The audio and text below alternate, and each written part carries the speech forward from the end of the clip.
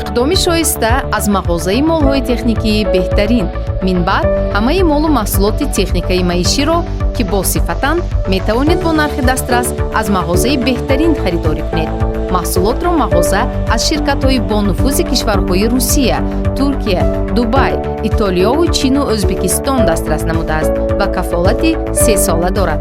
шумо метавонед техникаи маишии дилхоҳатонро ба тарзи кредитӣ бо фоизҳои пасттарин низ харидорӣ кунед. дар мағоза QR-кодҳои бонкӣ амал мекунад.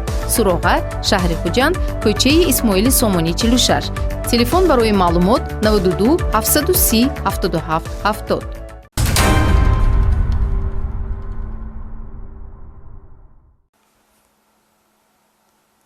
тамошобинони иззатманд салом. ҳар як нафар бояд донад ки риоя нагардани талаботи қонун боиси поймолшавии ҳуқуқи инсон, манфиатҳои давлату ҷомеа, қонунияту адолат, афзоиши ҷинояткорӣ ва бенизомӣ мегардад. нашри навбатии барномаи иттилоотии криминалии ахбори вазорати корҳои дохилиро бо фарогирӣ аз ҳуқуқ вайронкунӣ ва амалҳои ҷиноятие ки милисияи кишвар ошкор намудааст пешкаши шумо мегардонем. дар студия бо шумо Морухзор Таваллузода.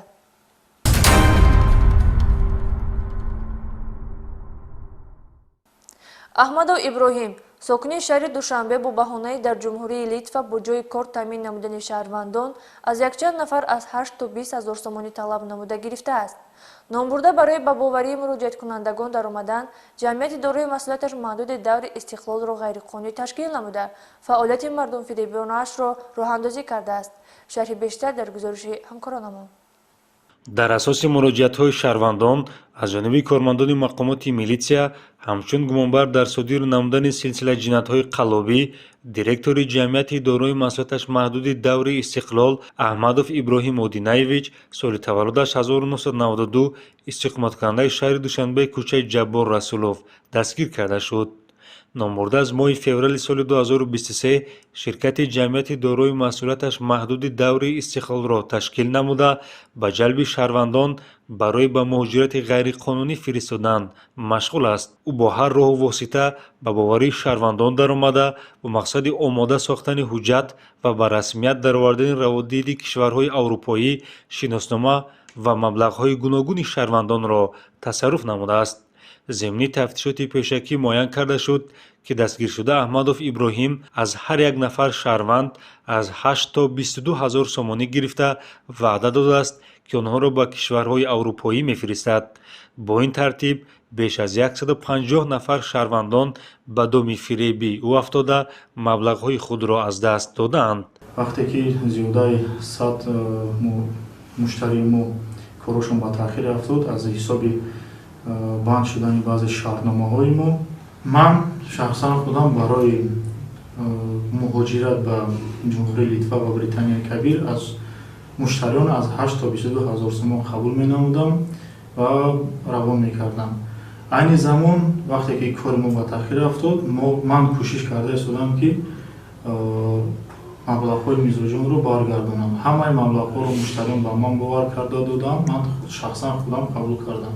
айни замон гумонбаршаванда Аҳмадов Иброҳим дар ҳабси пешакӣ қарор дошта нисбаташ тибқи талаботи моддаи 32 қисми 3, моддаи 335 иловаи 2 яъне ташкили муҳоҷирати ғайриқонунӣ ва моддаи 247 қисми 4 барои машғул шудан ба амалҳои қаллобӣ дар ҳаҷми махсусан калон парвандаи ҷиноятӣ оғоз карда шуда ӯ дар ҳабси пешакӣ қарор дорад. шумо ба ҳар замоне ки ба Литва рӯ мекардед боз ба кадом давлатҳо сайёрон мефиристед? Британияи Кабир. шумо иҷозатнома барои Британияи Кабир доштед? Не. вобаста ба ин аз шаҳрвандон хоҳиш карда мешавад ки ҳангоми додугирифт ва муносибатҳои молиявӣ эҳтиёткор бошанд то ин ки ба доми чунин афроди қаллобу мардумфиреб наафтанд.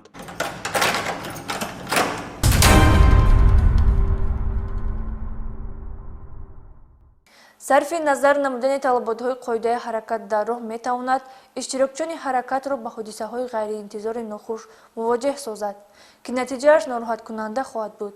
дар ин қисмати барнома оиди чорабиниҳои мақсадноки кормандони раёсати бозрасии давлатии автомобилии вазорати корҳои дохилӣ барои шумо маълумот медиҳем.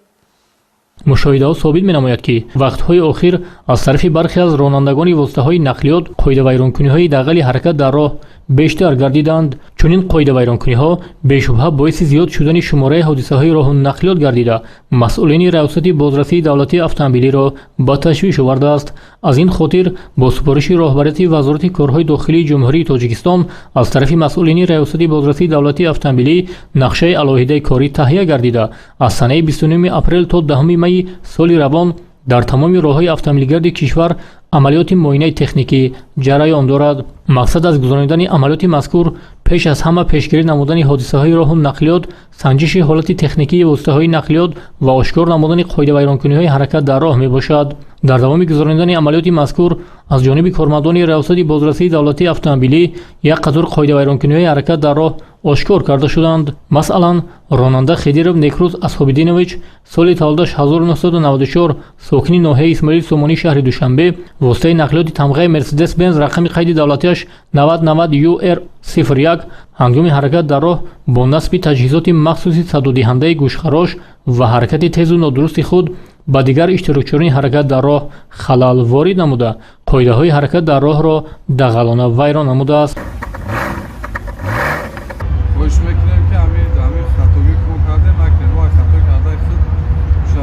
инчунин Юсупов Даврон Самандарович соли таваллудаш 17 май 1987 сокини шаҳри Ваҳдат деҳаи Суғдиён ронандаи автомашинаи тамғаи Toyota Camry рақами қайди давлатиаш 0022 FU01 таҷҳизоти махсуси садодиҳанда ва равшанидиҳанда ки ба хадамоти фаврӣ ва махсус тааллуқ дорад дар автомашинаи шахсии худ насб карда ба дигар иштирокчиёни ҳаракат дар роҳ халал ворид намудааст. Бинобар ин аз ҷониби кормандони раёсати бозрасии давлатии автомобилии вазорати корҳои дохилии ҷумҳурии Тоҷикистон нисбати ронандагони воситаҳои нақлиёти болозикр бо моддаҳои 316 ва 326 кодекси ҳуқуқвайронкунии маъмурии ҷумҳурии Тоҷикистон протоколҳои маъмурӣ тартиб дода шуда то бартараф намудани камбудиҳои ҷой дошта автомашинаҳои мазкур ба ҷаримагоҳи раёсати бозрасии давлатии автомобилӣ муваққатан боздошт карда шуданд.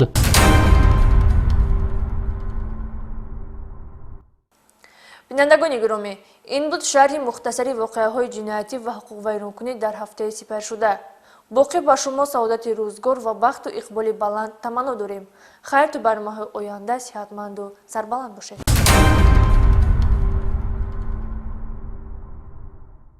иқдоми шоиста аз мағозаи молҳои техникии беҳтарин.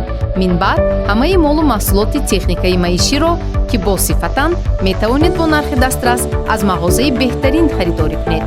маҳсулотро мағоза аз ширкатҳои бонуфузи кишварҳои Русия, Туркия, Дубай, Итолиёву Чину Ӯзбекистон дастрас намудааст ва кафолати 3 сола дорад.